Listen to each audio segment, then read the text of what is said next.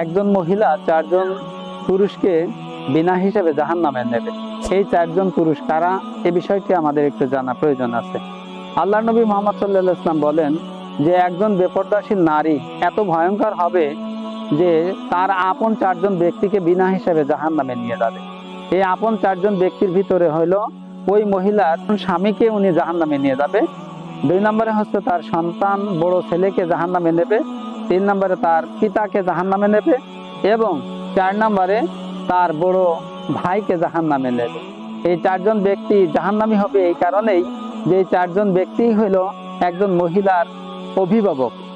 আর এই চারজন পুরুষ যদি এই মহিলাকে পর্দায় রাখার ব্যবস্থা যদি না করে, তাহলে আল্লাহ রাব্বুল আলামিন এই মহিলা সহ এই চারজন ব্যক্তির প্রতি এত অসন্তুষ্ট হবে যে উভয় ব্যক্তিকে জাহান্নামে নিক্ষেপ করবে।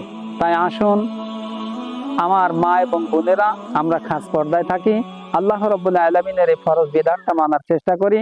আল্লাহ রাব্বুল আলামিন আমাদের সকলকে তৌফিক দান করুক, আমিন।